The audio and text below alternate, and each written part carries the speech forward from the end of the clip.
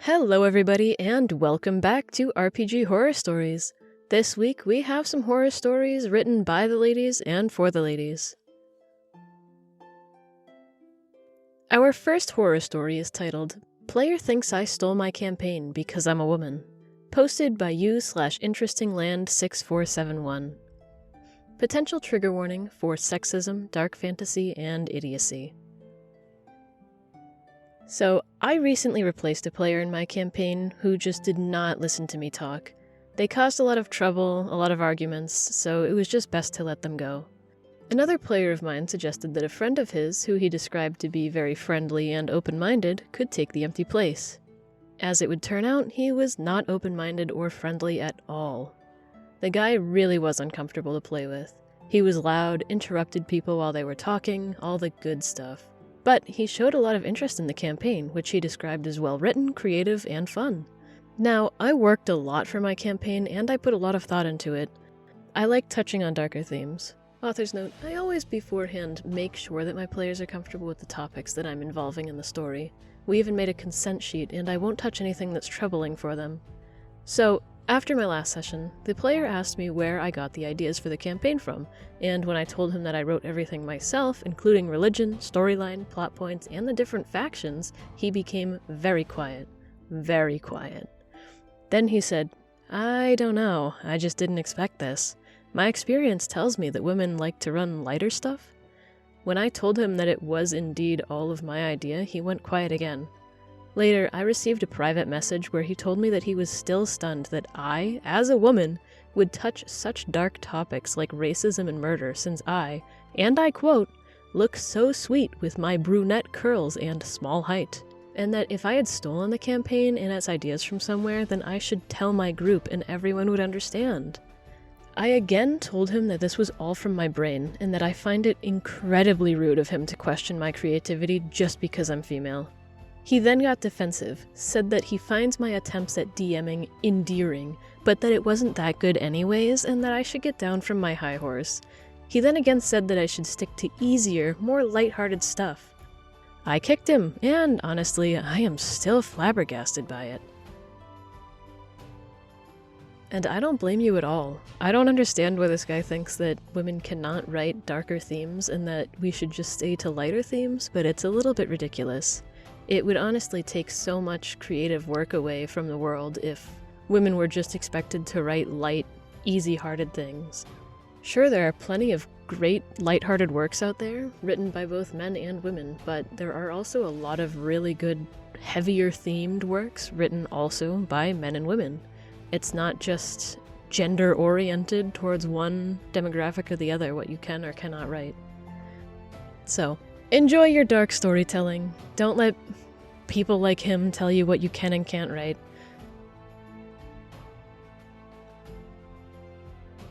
Our second horror story is titled, DM Enjoys Female Death a Bit Too Much, posted by u/DawnTreader29.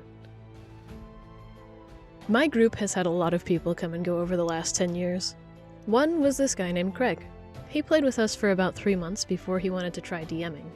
We were wanting to take a break from our normal campaign, so we said sure. He introduced us to a setting that he'd made that was a lot like World War I, but with fictional countries and magic, and it had evil angels and demons and all that good stuff. We all liked the board game Scythe, and it was kind of based on that, with the diesel punk mechs and stuff. So we made characters and started playing. Our first mission went fine. Then there was another one, where we had to assault an enemy fortification. We were assigned a squad of Pegasus Brigade soldiers, who were all female, and this was fairly unusual. So we began to sneak through a secret tunnel to a forest in no man's land with the fortress above. Before long, we were ambushed. My character killed a hidden machine gun nest with an acid bolt spell, but before long the NPCs began to drop. This was Savage Worlds, so death happened fast. Each of the female NPCs who died had had names and some blurb about their appearance or personality. Craig described each of their deaths in about a paragraph of detail. How they were trying to crawl for safety while wounded and getting hit over and over, or crying for their mothers. I thought at first that he just wanted to try and make us feel bad for them, but it really seemed like he was getting off to it after a point. Like, after the battle, we were recovering the 5 casualties we'd taken and putting them somewhere to bury later, and he described how some of them were still alive, begging to be killed because they were mortally wounded and suffering. One was even crying because she'd been shot through the midsection and apparently her womb was now ruined, and she had no reason to live. It never quite crossed an obvious line, and I think most of us were just white-knuckling our way through those parts because we were really enjoying the campaign otherwise.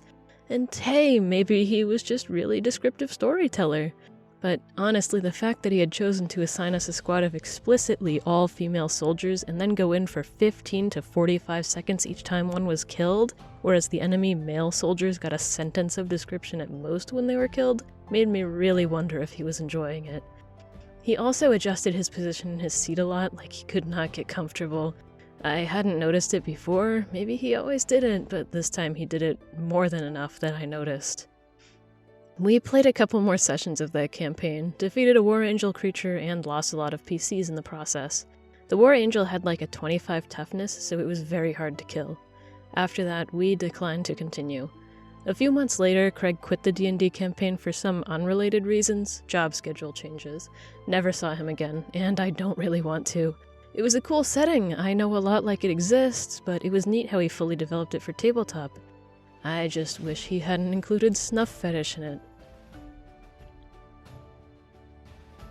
And yeah, that's, a little concerning. I think that being in that scenario would definitely be, uncomfortable at best, but I can see how you might stick around thinking that, oh, maybe it's just part of the game, but honestly, hindsight is 20/20, and with the way that you've looked back on this, I think that Craig had something else in store and was unfortunately including unsuspecting players in his fetishes, which is just not good.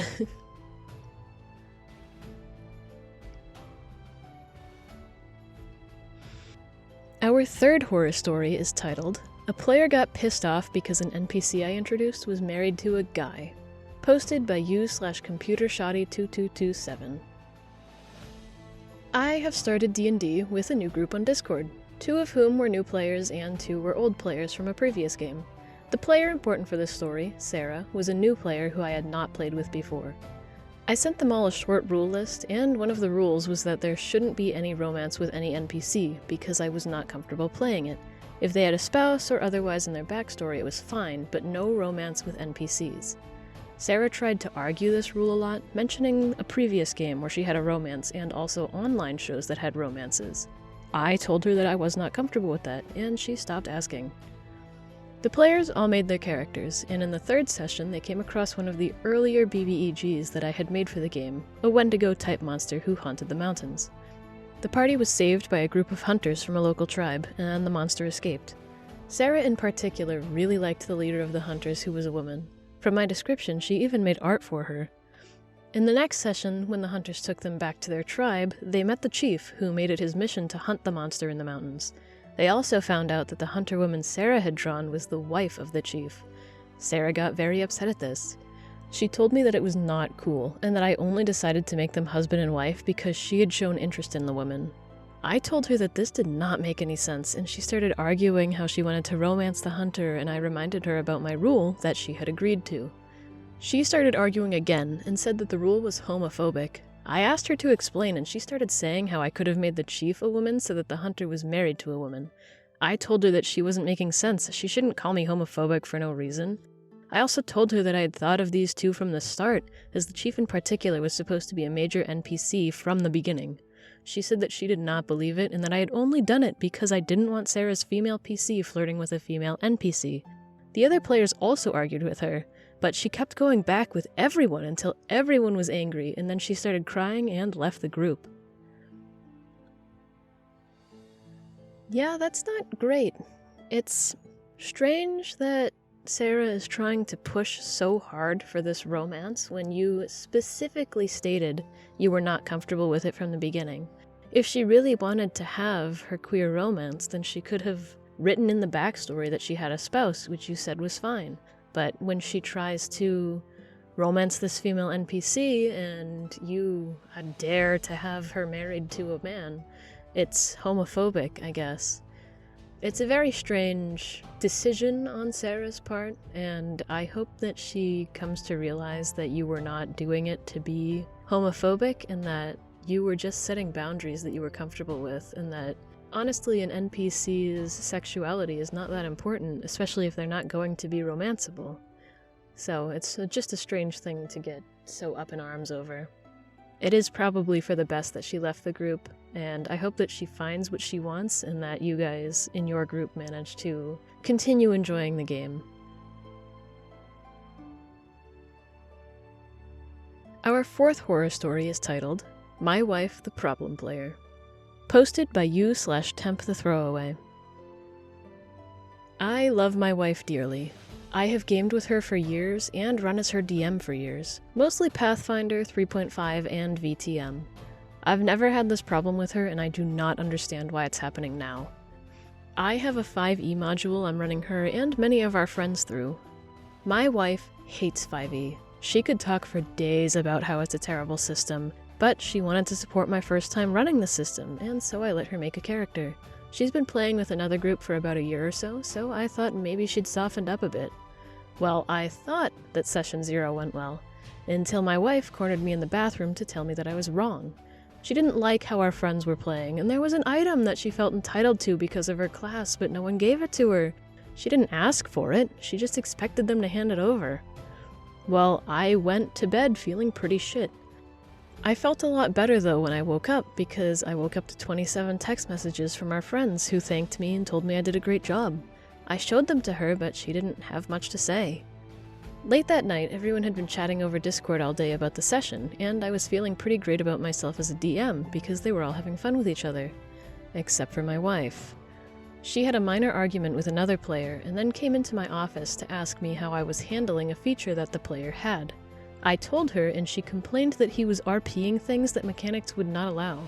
I told her I knew that, but it was good flavor and just roleplay, so it didn't really matter. She went on a tirade about how nobody else took the game seriously.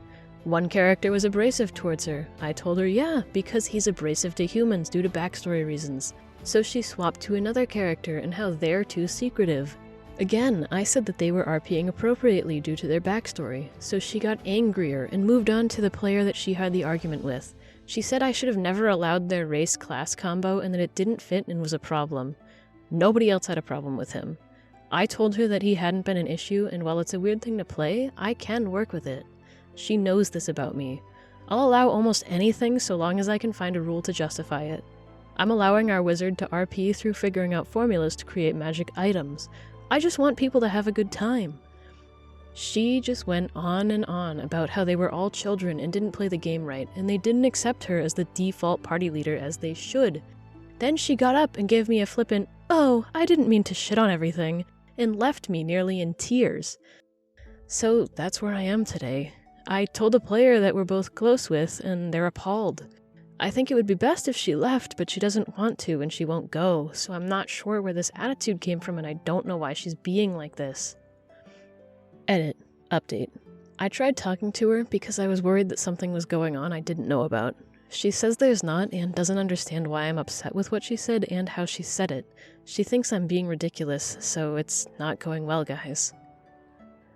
Edit 2. Final update. I woke up this morning to hear her rather loudly shit-talking the game to her Discord friends in the main room. I have to say that I was hurt. Rather than get mad, I just waited until her conversation was over and asked her what she wanted to do. She said she should give it more than just session 0, but because everyone else was chaotic alignment, she wanted to leave. She still insists that nothing else is going on, but she's out of the game now, so there's that. And that's rough, man. That's a really shitty situation. It does feel like there's definitely something going on behind the scenes, because there's no reason, in my mind, that your wife should be acting like this towards you and making you basically cry over your game, when it sounds like you haven't even gone past session 0. I do hope that whatever's going on is able to work itself out and that the game is able to continue without her.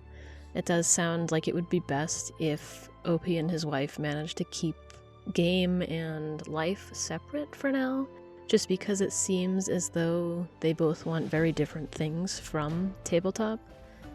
I hope that it works out, and OP, I hope that your game continues and you're able to really enjoy DMing, because I don't think it's right of your spouse to put you down so much and make you feel like your game isn't worth running.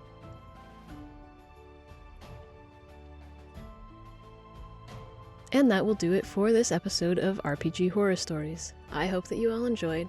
Please remember to like, comment, and subscribe, and I'll see you all next time. Have a good one.